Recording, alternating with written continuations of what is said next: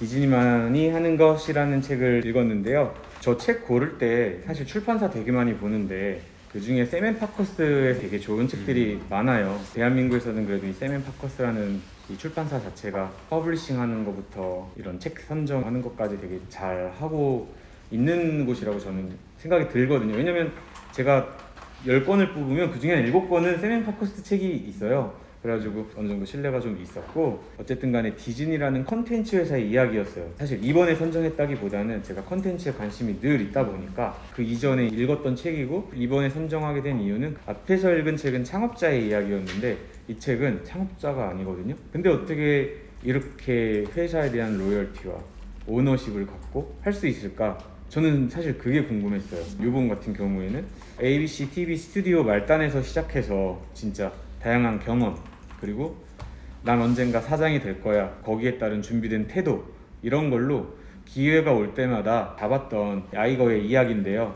말단 시절부터 시작해가지고 15년간 회장직을 하면서 다양한 위기관리, 그리고 기회를 잡는 법, 뭐 이런 것들을 에피소드들로, 이 에피소드가 사실 진짜인지 아닌지는 모르겠어요. 하지만 그런 에피소드들을 보면서 대단하다고 좀 느꼈고요. 지금은 사실은 98년 만에 디즈니의 CEO가 첫 여성 회장이에요. 수전 아널드라는 회장으로 이제 이번에 바뀌었는데 14년간 그녀 역시도 월트 디즈니사에서 이사로 일을 했고 이번에 이제 회장이 된. 참 이 책을 보면서 어떤 생각도 들었냐면, 숨막히는 진짜 자본주의에서 정말 살아남기 힘들겠구나. 아까도 잠깐 말씀드렸던 어떤 사내 정치에 대한 이야기도 너무 많이 있었고, 그리고 그 안에서 견디는 거야, 요즘에 유행하는 거 있죠, 뭐 견디는 거야 하는 거, 그런 것도 있고, 살아남는 과정과 위기, 그리고 배움, 도전. 보는 내내 저는 한순간도 이 사람은 죽을 때까지 편한 날이 있었을까 싶은 거예요. 창업자 월트 디즈니의 이야기는 아니었지만 나를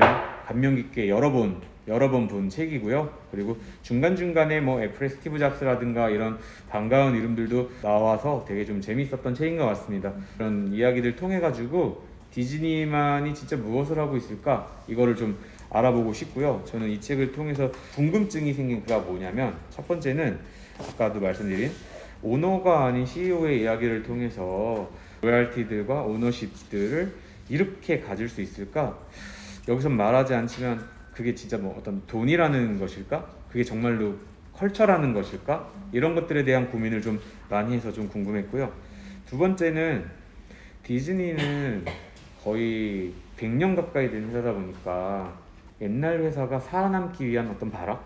그러니까 디즈니도 돈은 많지만 앞으로 미래 가능성을 보고 주가가 미래를 대변한다고 했을 때 이들이 재임하는 동안 있는 돈을 까먹는 그런 형태가 아닌 미래지향적인 무언가의 새로운 사업들을 해야 되는데, 그것이 무엇일까 그러면서 이제 디즈니가 올드하다고 느끼는 그런 것들을 인수하는 그런 과정들, 막 이런 것들을 보면서 극장이 망하고 IPTV가 뜨고 OTT 서비스가 이제 더 활성화가 돼서 넷플릭스라는 시스템 하나가 전 세계 극장을 다 잡아먹는 그런 생태계에서 디즈니도 예전 기업이 올라가기 위한 어떤 발악들? 넷플릭스가 가입자가 더 많나요? 디즈니 플러스가 더 많나요? 넷플릭스가 훨씬 더 많겠죠? 근데 이런 과정들이 디즈니도 어떤 생존에 대한 고민을 하고 있구나, 구 기업이 살아남는 어떤 방법들에 대한 고민, 이 두 가지에 대해서 이야기를 해보고 싶다는 생각을 좀 했습니다. 한 줄 평을 말씀을 드리면은 이런 것들과는 좀 무관하게 끊임없이 인내해서 배우고 실천하고 고민하고 비워내고 타협하지 말고 이끌고, 이런 이야기들, 그것들을 뒷받침해주는 구체적인 일화 하나하나들로 읽어 나갈 수 있었던 책이었던 것 같습니다. 이 안에서 그냥 엿볼 수 있었던 거는 그냥 원래 그런 사람? 그것 말고는 진짜 답을 좀 못 찾겠다고 느낀 게, 퇴사할 법한 순간들이 되게 많은데 퇴사를 하지 않고 상대방을 퇴사시키더라고요.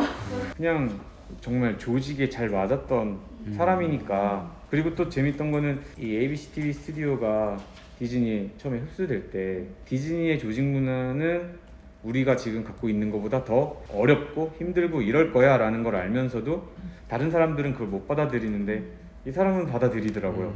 그래서 거기에 변화에 적응을 좀 잘하고 이런 흐름을 좀 잘 탈 줄 아는 것? 이 정도로 좀 생각이 들었었어요. 한 구절이 또 생각나는데, 자기보다 위에 사람들이 늘 이 사람을 믿어줬었던 것 같아요. 이런 신뢰 관계가 이 사람이 무엇이든 시도해 볼 수 있고, 여기에도 뭐 혁신 아니면 죽음이다 이런 이야기를 쓰셨지만 이 사람이 밑에서부터 느껴가면서 좀 해봤던 것 같아요. 그리고 갑자기 스포츠 중계 이런 거 했던 게 우연한 기회들도 되게 좀 잘 본인이 잡았던 사람이었던 것 같아요. 이 책을 보면서 나도 이런 분을 만나고 싶다. 성공하는 CEO들을 보면 대부분 좋은 운대, 좋은 이런 것도 있지만 플러스로 좋은 옆에 사람들 덕분에 성장하는 경우가 되게 많아서 창업자들은 이 동료들과 친하게 지내는 게 되게 어려운데 이제 성공하던 CEO들은 동료들과 되게 잘 지내는 게 엄청 쉬워 보이는 거를 저는 몇 번 느꼈던 것 같아요. 성과 안 나는 CEO는 뭐 1년이면 이제 또 바뀌고 이렇게 되는 그런 시스템이다 보니까 임원이 뭐의 줄임말인 줄 아시죠? 임시직원? 맞아요. 임시 직원이어서 언제든 해고가 가능한 그런 사람들이래요. 임원이 좋은 뜻이 아니래요. 그래서 이분도 와서 싸워야 될 사람이 너무 많은 거예요. 고객과도 심지어 윗사람들, 밑에 사람들, 또 이사회까지도. 멘탈이 참 대단하다 그런 생각 들고, 30페이지에 리스크를 감수하고 창의성을 장려하는 것, 신뢰의 문화를 구축하는 것, 자신에 대한 깊고 지속적인 호기심을 배양해 주변 사람들에게 영감을 불어넣는 것, 변화를 거부하지 않고 수용하는 것, 항상 정직하고 고결하게 세상을 살아가는 것, 가로치고 그럼으로써 힘겨운 상황에 직면하게 될 때도, 창업자는 이렇게 생각 못할 수도 있어요. 힘겨운 상황에 직면하게 되면 31페이지에도 낙관주의, 용기, 명확한 초점, 결단력, 호기심, 공정성, 사려 깊음, 진정성, 완벽주의, 고결함. 그러면 저희가 지난달에 읽었던 파타고니아에서 사업할 때 필요한 어떤 덕목 10몇 가지와 대표로서 갖춰야 될 이런 것들 다 갖추고, 난 못해. 죄송하지만 전 못해요. 이걸 다 갖출 필요는 저는 없다. 그 대신에 알아둘 필요는 있다라는 생각이 좀 있는 거고요. 그 이후부터 재밌는 멘트들이 엄청 많이 나왔어요. 46페이지 책 보시면은 아까 전에 그 루틴 만드는 것들에 대한 이야기가 나왔잖아요. 24시간 깨어있는 동안만큼은 내가 하는 일에 내 모든 어떤 촉과 관심이 다 들어가 있는 거를 좀 볼 수가 있었어요. 여기서 사색하고 독서하고 운동하고 이런 것들도 일을 하기 위한 생각들, 그리고 일을 하기 위한 어떤 체력들에서도 한다던가, 아니면은 그런 멘탈 때문에도 좀 이렇게 하는 것 같다라는 생각을 좀 했고요. 86페이지에 되게 멋진 말을 해가지고 난 여기도 완전 별표를 쳤거든요. 인생은 모험이야. 모험의 길을 선택하지 않으면 제대로 사는 게 아니지. 이런 메시지들 통해서도 그렇고, 실행에 대한 이야기와 관심에 대한 이야기들을 초반에 이제 했던 것 같아요. 그리고 그 뒤에는 거의 대부분 이제 인수가 되면서 기업 문화에 대한 이야기가 굉장히 많이 나오거든요. 저희 회사도 올해 부사장님으로 오시는 분이 컨텐츠 회사에서 오랫동안 일을 하셨던 분이고, 그 컨텐츠 회사에서 컬처 일을 하셨던 분이 오시는데, 제가 이런 성과도 내보고 저런 투자와 저런 인수 이런 작업들을 해봤지만 공통점이 있더라고요. 저희 회사 자체가 아직 조직 문화가 없다 보니까 신규로 누가 채용이 되거나 혹은 내가 어느 회사 브랜드를 인수해서 내부로 들어왔을 때 그러면 주객 정도가 되고, 한 명의 어떤 센 사람을 따라가고 누가 오느냐에 따라서 바뀌는 경우들이 너무 많아서 올해는 이 조직 문화를 제대로 만들지 않으면 그 어떤 것도 할 수 없겠다 생각을 했어요. 어떤 문화들을 지진이가 갖고 있길래 그런 문화들을 다 이렇게 흡수하면서 다 이렇게 갔을까? 근데 또 내용을 보면은 디즈니의 조직 문화는 그냥 존중하고 배려하는 문화가 더 컸던 것 같아요. 인수를 하는 그 기업에 전혀 관여하지 않는다거나, 그 기업이 알아서 그 가져서 갈 수 있게 각자 이렇게 한다거나, 그런 거 보면서 이제 나는 기업 문화를 어떻게 만들어야 되지? 그런 고민을 한 4, 5년째 하면서, 컬처덱 혹시 들어보신 적 있으실 거예요. 넷플릭스 때문에 엄청 유명해졌어요. 처음에 딱 실리콘밸리에 나오면서 컬처덱이라는 걸 만들었는데, 멋진 디자인으로 만든 것도 아니고 PPT에 이렇게 그냥 되게 시크하게 문장만 몇 개 있어요. 우리는 가족이 아닙니다. 우리는 최고의 스포츠팀입니다. 라고 이야기를 하면서 문화를 막 가져가는데, 우리 회사의 복지는 옆에 있는 음료수가 아닙니다. 지금 옆에서 일하는 동료입니다.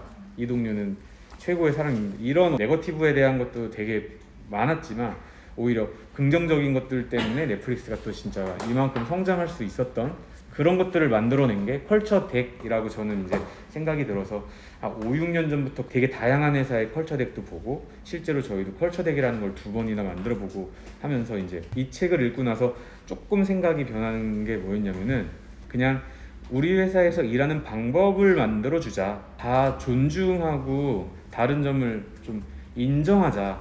그게 진짜 제대로 된 기업 문화이지 않을까? 라는 생각을 이 책을 보면서 처음 했던 것 같아요. 제가 처음에 생각했던 어떤 컬처에 대한 부분들은 우리는 다 이런 사람이어야 해. 그래서 초기에 저는 직원을 뽑을 때 그냥 저 같은 사람을 뽑았어요. 저 같은 사람이 회사에 10명이었어요. 그럼 매일 싸우죠 뭐. 매일 지가 맞다 그러고 일 안 하고 맨날 토론하고 있고 이건 아니다. 되게 다양한 그런 사람들이 어울리는 그런 조화들이 되게 필요하다 했는데 제가 겉으로만 받아들이고 뭐 인정하고 실제 속으로는 그렇지 못했었던 것 같아요. 그러니까 다르긴 하지만 내가 맞아 라는 거를 저도 모르게 깔고 있었던 그런 때도 있었던 것 같아요. 세 번째로 만드는 2단계에서는 우리 회사와 관련된 다양한 어떤 직업군들 그리고 외부에서 온 사람들과 그 중에 진짜 나이가 많으신 노무사님도 계세요. 새로운 제네레이션과 기존의 것들의 어떤 화합을 4개월 동안 하는 계약을 지금 했고 그 과정을 되게 치열하게 진짜 욕하고 싸우는 것까지 나올 수도 있어요. 저희 진짜 회의할 때 목소리 올라가는 경우도 되게 많거든요. 그래서 이번에는 아예 그런 과정들을 이제 만들어 놓고 그 역시도 컨텐츠로 담아서 아카이빙해서 좀 보여주고 싶은 마음이 좀 있더라고요. 이제 외부에 보여준다는 게 아니라 내부에 새로 오는 사람들한테 조직이 너무 크면 되게 또 하기 힘든데 저희는 지금 시점에서 한 번쯤은 다시 이걸 좀 해야 되겠다. 이 책 안에서 새로운 것을 계속 리더는 배워야 되고 익혀야 되고 다른 사람들의 문제를 뭐 끝까지 듣고 해결책을 찾도록 도와야 한다 라는 이야기가 135페이지에 보면 내용들이 쭉 나와 있거든요. 저는 느꼈던 게 제가 할 수 있는데 저 안 해요. 누가 할 수 있게 줘요. 근데 못 받아먹어요. 그러면 제가 막 속이 터지거든요. 제가 말이 이렇게 나가고 있는 거 그냥 시키는 대로 해. 그걸 받아들이는 사람 입장에서는 왜 내가 시키는 대로 해야 되지? 이렇게 오해가 되다 보니까 저는 반대로 그 사람의 문제를 끝까지 듣고 그걸 해결할 수 있는 이런 열린 문화와 존중과 배려를 이 사람이 15년간 어떻게 했는지 개인 대 개인으로 조직원 간에도 혹은 기업을 인수하는 그런 과정에서도 이렇게 볼 수 있었던 이야기가 중간에 계속 나옵니다.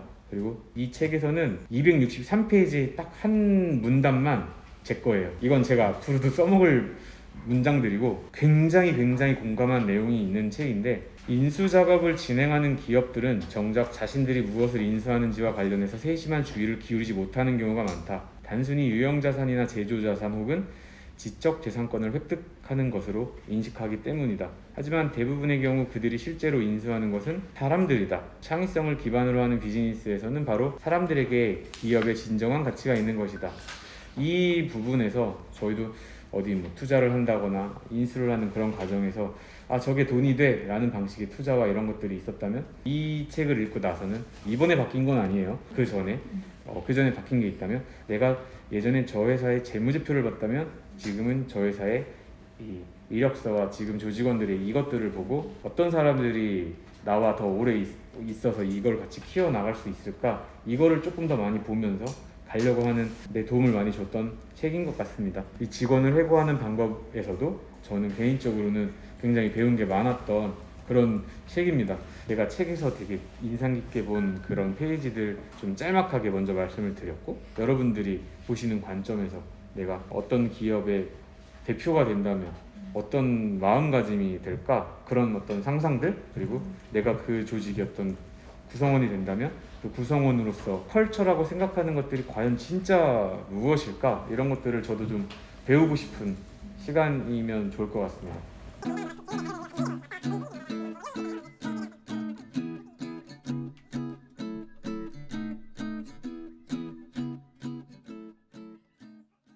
제 주변에 둘인데도 또 원수야. 1년에 한 번도 안 봐.